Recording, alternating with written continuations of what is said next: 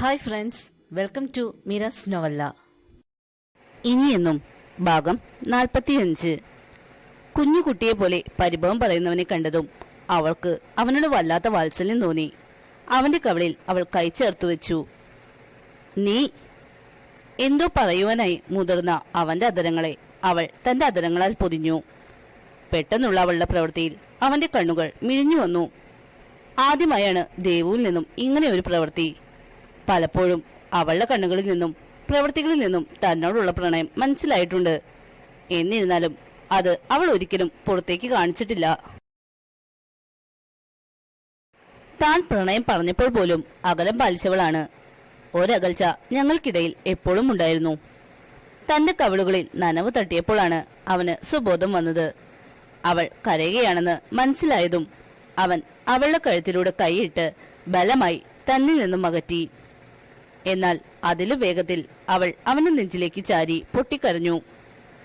അവന് ഒരേ സമയം സങ്കടവും സന്തോഷവും തോന്നി.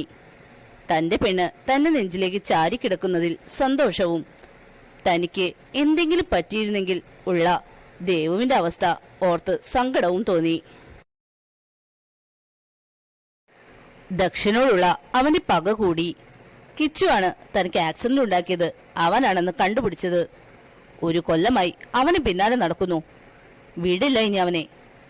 ദേവുവിന്റെ കരയുന്ന ശബ്ദമാണ് അവനെ തിരികെ കൊണ്ടുവന്നത്. കൊച്ചേ. ഇടർച്ചയോടെ ദേവി വിളിച്ചതും അവളുടെ അവനിലുള്ള പിടുത്തത്തിന്റെ ശക്തി കൂടി. അവൾ അത്രയും ദിവസം അനുഭവിച്ച സങ്കടം മുഴുവൻ അവന്റെ നെഞ്ചിൽ ഇറക്കി വെച്ചു. ഞാൻ പേടിച്ചു പോയിച്ച. അവളുടെ വിളിയിൽ അവൻ സർവം മറന്നു. താൻ അനുഭവിക്കുന്ന വേദനയും താൻ ഇപ്പോൾ എവിടെയാണെന്നുള്ളതും എല്ലാം. എന്നെ വിട്ട് എങ്ങു പോകല്ലേ. ഇനിയൊരു നഷ്ടം, അതും എന്റെ പ്രാണനെ. സഹിക്കാൻ പറ്റില്ല എനിക്ക്, അതിജീവിക്കാൻ പറ്റില്ല എനിക്ക്. ഞാനും കൂടെ പോരും. ഐ ലവ് യു അച്ഛാ, love you more than myself. അവളുടെ വാക്കുകൾ അവന്റെ മനസ്സ് നിറച്ചു. ഏറെ നാളായി താൻ കേൾക്കാൻ ആഗ്രഹിച്ച വാക്കുകൾ. ഭദ്രേ, കരയല്ലടി, എനിക്കൊന്നും സംഭവിച്ചില്ലല്ലോ. കരയാതെ. എന്റെ ദേഹത്തിന്റെ വേദനയേക്കാൾ നിന്റെ ഈ കണ്ണുനീർ എന്നെ ചുട്ടുപൊളിക്കുന്നു. പ്ലീസ്. അവന്റെ ഇടറിയ ശബ്ദം കേട്ടതും അവൾ വേഗം മുഖം ഉയർത്തി അവനെ നോക്കി. അവന്റെ നിറഞ്ഞ കണ്ണുകൾ അവളിൽ സങ്കടമുണ്ടാക്കി. ദാ നോക്ക്, എനിക്കൊരു കുഴപ്പമില്ല. ദേവി പറഞ്ഞതും അവൾ ദേഷ്യത്തോടെ കണ്ണു കൂർപ്പിച്ച് അവനെ നോക്കി. ഒന്നും പറ്റിയിട്ടില്ലെന്നോ? പിന്നെ ഈ കയ്യിലും തലയിലുമൊക്കെ കാണുന്ന കെട്ടെന്താ? കൂടെ ഉണ്ടായിരുന്ന ആര് ജീവിച്ചിരിപ്പ അറിയോ നിങ്ങൾക്ക്? അത്രയും വല്ല ആക്സിഡന്റ്. തലനാരിഴയ്ക്കാണ് രക്ഷപ്പെട്ടത്. അവൻ ദക്ഷാണ് ഇതിന് പിന്നിൽ. വേണ്ടേച്ച, ഇനി ഒന്നിനും പോണ്ട. അവനുള്ളത് ദൈവം കൊടുക്കട്ടെ. അവനോട് പ്രതികാരം വീട്ടണമെന്ന് എനിക്കുണ്ട്. അത് പക്ഷേ ഒരിക്കലും നിങ്ങളുടെ ജീവന് ഒരാപത്തുണ്ടാക്കിക്കൊണ്ടാവാൻ ഞാൻ സമ്മതിക്കില്ല. എനിക്ക് പേടിയാണ്. ഇത് കാരണം കൊണ്ട് ഒക്കെയാണ് ഞാൻ അകന്നു നിന്നിരുന്നത്. പക്ഷേ നിങ്ങളെ പ്രണയം കൊണ്ട് എന്നെ മാറ്റി. ഇന്ന് അവരോടുള്ള പ്രതികാരത്തിനേക്കാൾ നിങ്ങളോടൊപ്പമുള്ള ജീവിതം ഞാൻ ആഗ്രഹിക്കുന്നു. നിയമത്തിന്റെ വഴിയിൽ കൂടെ പോലും അവനെ ഒന്നും ചെയ്യാൻ നമുക്ക് കഴിയുന്നില്ല. അവൻ വിജയിച്ചു നടക്കട്ടെ. പക്ഷേ ഒരു നാൾ എല്ലാം കാണുന്ന ദൈവം അവനെ വീഴ്ത്തും. അത് മതി. അതുവരെ നമുക്ക് കാത്തിരിക്കാം. ദേവു പറഞ്ഞതും കരഞ്ഞു പോയിരുന്നു. തന്റെ അച്ഛനും അമ്മയ്ക്കും മീനു ചേച്ചിക്കും ശാന്തി കിട്ടണമെങ്കിൽ അവന്റെ മരണം അനിവാര്യമാണെന്ന് അവൾക്ക് ബോധ്യമുണ്ടെങ്കിലും ഇനി അത് ലക്ഷ്യം വെച്ച് നടന്നാൽ ഇപ്പോൾ തന്റെ കൂടെയുള്ളവരെ നഷ്ടപ്പെടുമോ എന്നവൾ ഭയന്നു. അവളുടെ മനസ്സിലായ പോലെ അവന്റെ ചൊടികളിൽ പുഞ്ചിരി വിരിഞ്ഞു. നീ ഇപ്പോ എന്തുകൊണ്ടാണ് ഇങ്ങനെ പറയുന്നതെന്ന് എനിക്കറിയാം ഭദ്രേ. പക്ഷേ അങ്ങനെ വിട്ടുകളയാൻ എനിക്ക് സാധിക്കില്ല. ഞാൻ ചെയ്യുന്നത് എന്റെ ജോലിയാണ്.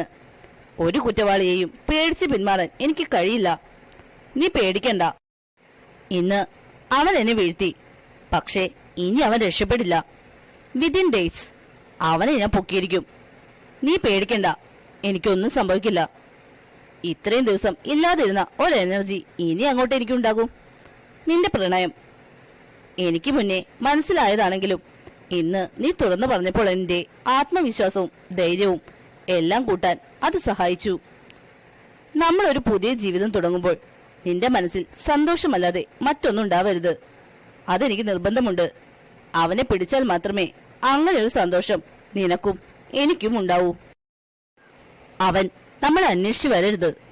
നമ്മുടെ ജീവിതത്തിൽ ഇനി ഒരു കരടും ഉണ്ടാവരുത്. അതൊക്കെ വിട്. ഞാൻ ഇവിടെ നിന്ന് എഴുന്നേറ്റിട്ട് അതൊക്കെ ശരിയാക്കാം. ഇപ്പതാ നേരത്തെ തന്ന പോലെ ഒരെണ്ണം ഒന്നുകൂടി താ. നേരത്തെ പ്രതീക്ഷിക്കാതെ കിട്ടിയതുകൊണ്ട് അങ്ങോട്ട് ആസ്വദിക്കാൻ പറ്റിയില്ലെന്നേ. തന്റെ ചുണ്ടു തൊട്ട് കാണിച്ച് ദേവി അവളോട് പറഞ്ഞതും അവളുടെ മുഖം നാണത്താൽ ചുവന്നു. അവളിൽ ഇതുവരെ കാണാത്ത ഭാവങ്ങൾ കണ്ടതും ദേവിക്ക് ഒരുപാട് സന്തോഷം തോന്നി. അവളെ കൈ പിടിച്ചു വലിച്ച് നെഞ്ചിലേക്ക് ചേർത്തതും അവൾ അവനെ തള്ളി മാറ്റി പിടഞ്ഞെഴുന്നേറ്റു. അവന്റെ മുഖം സംശയത്താൽ ചുളുങ്ങിയതും എനിക്ക് അമ്പലത്തിൽ പോണം, അവനെ നോക്കാതെ പറഞ്ഞ് അവൾ മുഴുക്കി പുറത്തേക്ക് ഓടി. അവളുടെ പോക്ക് കണ്ട് അവന് ചിരി വന്നു. എന്നാൽ നിമിഷ നേരം കൊണ്ട് ആ ചിരി മാഞ്ഞ് അവിടെ ദേഷ്യം നിറഞ്ഞു. ദക്ഷ്, നിനക്കിനി ആയുസില്ല. ഞാൻ ഇവിടെ നിന്ന് എഴുന്നേൽക്കുമ്പോൾ അതുവരെ മാത്രമാണ് നിനക്ക് ജീവിതമുണ്ടാവൂ. അത് കഴിഞ്ഞ് നീ ജീവിച്ചിരിക്കുന്നു എന്നതിന് ഒരു തെളിവ് പോലും അവശേഷിപ്പിക്കാതെ തുടച്ചു നീക്കിയിരിക്കും നിന്നെ ഈ ഭൂമുഖത്തു നിന്നും ഞാൻ. മനസ്സിൽ വിചാരിച്ച് അവൻ കണ്ണുകൾ അടച്ച് ദേഷ്യം നിയന്ത്രിച്ചു. മേരിയോടും ജോണിനോടും പറഞ്ഞ് ദേവു അമ്പലത്തിലേക്ക് യാത്ര തിരിച്ചു. അവളെ ഒറ്റയ്ക്ക് പോവാൻ സമ്മതിക്കാതെ കിച്ചു കൂടെ പോയി. കിരൺ ഓഫീസിൽ പോയിരുന്നു. എന്താ ദേവു, വളരെ സന്തോഷത്തിലാണല്ലോ. കാറിൽ കഴിഞ്ഞുപോയ കാര്യങ്ങൾ ഓർത്ത് ചെറു ചിരിയോടെ ഇരിക്കുന്ന ദേവുവിനോട് കിച്ചു ചോദിച്ചതും അവൾ ഞെട്ടി അവനെ നോക്കി. എന്താ? അല്ല, കുറെ നേരമായി വെറുതെ ഇന്ന് ചിരിക്കുന്നു. ദേവിയുടെ അടുത്തു നിന്ന് വന്നപ്പോൾ തൊട്ടാണ് ഇങ്ങനെ. അവൻ വല്ല തമാശയും പറഞ്ഞോ? എങ്കിൽ എന്നോടും പറയ്, ഞാനും കൂടി ചിരിക്കാൻ കൂടാമെന്നേ. കിച്ചു പറഞ്ഞതും അവളുടെ മുഖം വിളറി വെളുത്തു. അത് ഞാൻ. അവൾ തപ്പിത്തടയുന്നത് കണ്ടതും അവൻ പൊട്ടിച്ചിരിച്ചു. അവന്റെ ചിരി അവൾ നോക്കിയിരുന്നു. പേടിക്കണ്ട കേട്ടോ, ഞാൻ വെറുതെ ചോദിച്ചതാ. കിച്ചു കിച്ചു എന്തിനാ ഇത്രയും കാലം ഇങ്ങോട്ട് വരാതിരുന്നേ? അമ്മച്ചിയും അപ്പായും ഒക്കെ പറഞ്ഞത് കിച്ചു ഒരിക്കലും ഇച്ഛനെയും കിരണിനെയും വിട്ട് നിന്നിട്ടില്ല എന്നാണ്. പിന്നെ പിന്നെ എന്തു പറ്റി? ഞങ്ങളുടെ കല്യാണം കഴിഞ്ഞ അന്നാണ് കിച്ചു പോയത്. ഞാൻ കാരണമാണോ? ഇച്ഛൻ എന്നെ വിവാഹം കഴിച്ചത് ഇഷ്ടപ്പെടാത്തത് കൊണ്ടാണോ? ഞാനാണോ നിങ്ങൾ തമ്മിലുള്ള അകൽച്ചയ്ക്ക് കാരണം? ഒരുപാട് കാലമായുള്ള മനസ്സിലെ സംശയം അവൾ തുറന്നു ചോദിച്ചു. പലപ്പോഴും തന്നോടുള്ള ഇഷ്ടക്കേടായിരിക്കുമോ അവർക്കിടയിൽ ഉള്ള അകൽച്ചയ്ക്ക് കാരണമെന്ന്. ഇടറിയ ശബ്ദത്തോടെ ദേവു ചോദിച്ചതും കിച്ചു ഞെട്ടി അവളെ തിരിഞ്ഞു നോക്കി. തന്നെ നോക്കി നിറക്കണ്ണുകളോടെ ഇരിക്കുന്നവളെ കണ്ടതും അവന്റെ മനസ്സ് അസ്വസ്ഥമായി. അവൻ വണ്ടി സൈഡ് ഒതുക്കി. ദേവു, താൻ എന്തൊക്കെയാ പറയുന്നേ? ഞങ്ങൾ തമ്മിൽ ഒരു അകൽച്ചയുമില്ല. ജോലിയിൽ കുറച്ച് തിരക്കായി പോയി, അതുകൊണ്ടാ. അവളുടെ മുഖത്ത് നോക്കാതെ അവൻ പറഞ്ഞതും അവൾ പെട്ടെന്ന് അവന്റെ കൈയെടുത്ത് തന്റെ തലയിൽ വെപ്പിച്ചു. അവളുടെ പ്രവൃത്തിയിൽ അവൻ പകച്ച് കൈ പിൻവലിക്കാൻ നോക്കിയതും അവൾ ബലത്തോടെ ആ കൈ പിടിച്ചു വെച്ചു. എന്നെ പെങ്ങളായി എപ്പോഴെങ്കിലും കണ്ടിട്ടുണ്ടെങ്കിൽ സത്യം പറ. എന്താ കിച്ചുവിന്റെ മനസ്സിൽ? സത്യം മാത്രം. കണ്ടിട്ടും പരിചയപ്പെട്ടിട്ടും അധികമായില്ലെങ്കിലും ഇച്ഛനിലൂടെയും കിരണിലൂടെയും ഞാൻ അറിഞ്ഞ ഒരു കിച്ചുണ്ട്. ആ ആൾക്ക് ഒരിക്കലും ജീവനെ പോലെ കണ്ട് സ്നേഹിക്കുന്ന സുഹൃത്തുക്കളെ വിട്ടുമാറി നിൽക്കാൻ കഴിയില്ല. അങ്ങനെ കഴിഞ്ഞിട്ടുണ്ടെങ്കിൽ അതിനു പിന്നിൽ ശക്തമായ ഒരു കാരണമുണ്ടാവും. അവളുടെ വാക്കുകൾ കേട്ടതും അവന്റെ കണ്ണുകളും നിറഞ്ഞു വന്നു. അവൻ കൈ പിൻവലിച്ച് തന്റെ നിറഞ്ഞ കണ്ണുകൾ അമർത്തി തുടച്ച് ഒന്ന് ശ്വാസം വലിച്ചു വിട്ടു. അവന്റെ മനസ്സ് വല്ലാതെ അസ്വസ്ഥമായി. ആരും അറിയരുത് എന്ന് കരുതി താൻ മനസ്സിൽ സൂക്ഷിച്ച കാര്യം ഇത്രയും ദിവസങ്ങൾ തന്നെക്കാൾ ഉപരി താൻ ഓർത്തു വിഷമിച്ചത് അഞ്ജുവിനെ പറ്റി ആലോചിച്ചായിരുന്നു. അവൾക്ക് കിരണിനോടുള്ള പ്രണയം. അത് അവൾ തുറന്നു പറയുമ്പോൾ കിരൺ പറയാൻ പോകുന്ന മറുപടി താൻ പ്രണയിക്കുന്നവർ തന്റെ കൂടപ്പിറപ്പിനെയാണ് പ്രണയിക്കുന്നത് എന്നറിയുമ്പോഴുള്ള അവളുടെ അവസ്ഥ. അതൊന്നും കാണാൻ വയ്യാത്തത് കൊണ്ടാണ് എല്ലാവരിൽ നിന്നും അകന്നു നിന്നത്. പക്ഷേ വയ്യ.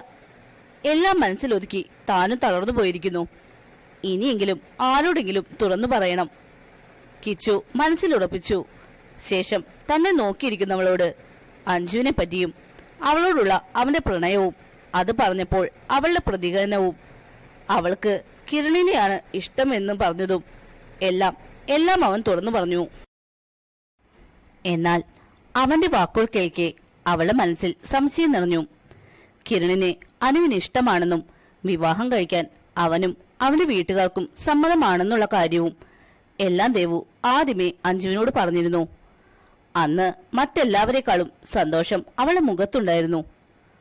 ഇപ്പോഴും കിരണിന് അനുവിനെ കാണാൻ തോന്നുമ്പോൾ വീഡിയോ കോൾ ചെയ്ത് അവൾ കാണാതെ അവന് അനുവിനെ കാണിച്ചു കൊടുക്കുന്നതും നാട്ടിലേക്ക് ഓരോരോ കാരണങ്ങൾ പറഞ്ഞ് അവളെയും കൂട്ടിക്കൊണ്ടുവരുന്നതും അവൾ തന്നെയായിരുന്നു. എന്നിട്ടും എന്തിനവൾ ഇങ്ങനെയൊക്കെ പറഞ്ഞു എന്നത് അവളിലെ സംശയങ്ങൾ കൂട്ടി. അവളോട് തുറന്നു സംസാരിക്കാൻ തന്നെ ദേവു തീരുമാനിച്ചു. എന്തോ അഞ്ജുവിന്റെ മനസ്സിൽ ആരും അറിയാത്ത എന്തൊക്കെയോ ഉണ്ടെന്ന് ദേവു ഉറപ്പിച്ചു. കിച്ചു, എനിക്ക് തോന്നുന്നില്ല അവൾക്ക് കിരണിനോട് അങ്ങനെ ഒരു ഇഷ്ടമുണ്ടെന്ന്. വേറെ എന്തോ കാരണമുണ്ട്. കിച്ചുവിൽ നിന്നും അകന്നു നിൽക്കാൻ അവളെ നിർബന്ധിതയാക്കുന്ന എന്തോ ഒന്ന്. അത് കണ്ടുപിടിക്കണം. ദേവു പറഞ്ഞതും ഒന്നും മനസ്സിലാവാതെ കിച്ചു അവളെ നോക്കി. ദേവു എല്ലാ കാര്യങ്ങളും അവനോട് തുറന്നു പറഞ്ഞു. ദേവുവിന് തോന്നിയ അതേ സംശയങ്ങൾ അവന്റെ മനസ്സിലും തോന്നി. സത്യങ്ങൾ അവളുടെ നാവിൽ നിന്ന് തന്നെ അറിയുമെന്ന ഉറച്ച തീരുമാനം അവനും അപ്പോൾ എടുത്തിരുന്നു. അവൾ എന്നാ വരുന്നത്? ദേവുവിനെ നോക്കി കിച്ചു ചോദിച്ചു. ഇന്ന് വരും കിച്ചു. എക്സാം കഴിഞ്ഞു. രാവിലെ ഇറങ്ങുമെന്നാ പറഞ്ഞത്. പക്ഷേ വിളിച്ചിട്ട് കിട്ടുന്നില്ല. ഞാൻ ഒന്നുകൂടി വിളിച്ചു നോക്കട്ടെ. കിച്ചുവിനോട് പറഞ്ഞ് ദേവു അനുവിന്റെയും അഞ്ജുവിന്റെയും വിളിച്ചെങ്കിലും രണ്ടുപേരുടെയും ഫോൺ ഓഫ് എന്ന് പറയുന്നത് അവളിൽ ടെൻഷൻ ഉണ്ടാക്കി. അമ്പലം എത്തിയതിനാൽ തൊഴുത്തിറങ്ങി വിളിക്കാമെന്ന് കിച്ചു പറഞ്ഞതിന് പ്രകാരം അവർ രണ്ടുപേരും കയറി തൊഴുതു. ദേവു അവൾ ഇച്ഛന് വേണ്ടി പ്രാർത്ഥിച്ചപ്പോൾ കിച്ചു പ്രാർത്ഥിച്ചത് തന്റെ പ്രണയം തനിക്ക് സ്വന്തമാകണേ എന്നായിരുന്നു. എന്നാൽ പ്രാർത്ഥനയിൽ മുഴുകി നിന്നിരുന്ന അവന്റെ മനസ്സിലേക്ക് പെട്ടെന്ന് ഒരു പെൺകുട്ടിയുടെ നിലവിളി കേട്ടു. മരണവെപ്രാളത്തോടെ ഉള്ള കരച്ചിൽ. അവൻ പെട്ടെന്ന് ഞെട്ടി കണ്ണു തുറന്നു. എന്തോ വേണ്ടപ്പെട്ടവർക്കാർക്കോ ആപത്ത് സംഭവിച്ച പോലെ ഒരു തോന്നൽ. അവൻ വേഗം തൊഴുത് പുറത്തിറങ്ങി ഫോൺ എടുത്ത് വീട്ടിലേക്ക് വിളിച്ചു. അമ്മയോട് സംസാരിച്ച് അവിടെ ആർക്കും കുഴപ്പമൊന്നുമില്ല എന്നറിഞ്ഞതും അവന് പകുതി സമാധാനമായെങ്കിലും വീണ്ടും വീണ്ടും ആ കരച്ചിലിന്റെ ശബ്ദം കേൾക്കുന്ന പോലെ അവന് തോന്നി. അവന് പരവേശമെടുത്തു. കാർ തുറന്ന് വേഗം കുറച്ച് വെള്ളമെടുത്തു കുടിച്ചു. കാറിന്റെ അടുത്ത് എത്തിയപ്പോഴാണ് ദേവുവിന്റെ ഫോണിൽ വാട്സപ്പ് മെസ്സേജ് ട്യൂൺ കേട്ടത്. അവൾ ഫോൺ ഓണാക്കി. അറിയാത്തൊരു നമ്പറിൽ നിന്നും ഉള്ള ഒരു ഫോട്ടോ ആയിരുന്നു അത്. ഡൗൺലോഡായി വന്ന ഫോട്ടോ കണ്ടതും അവളുടെ സർവ്വനാടികളും തളർന്നു. മുന്നോട്ട് ഒരടി വെക്കാൻ കഴിയാതെ അവൾ തറഞ്ഞു നിന്നു. അവളെ നിൽപ്പ് കണ്ട് സംശയത്തോടെ കിച്ചു അവൾ അടുത്തേക്ക് ചെന്നു. ഫോണിൽ നോക്കി സ്തംഭിച്ചു നിൽക്കുന്നവളെ കണ്ടതും അവൻ ആ ഫോൺ വാങ്ങി നോക്കി. അതിലെ ഫോട്ടോ കണ്ടതും ആ ഫോൺ അവന്റെ കയ്യിലിരുന്ന് വിറകൊണ്ടു. അതേസമയം അവളുടെ ഫോൺ റിംഗ് ചെയ്തു.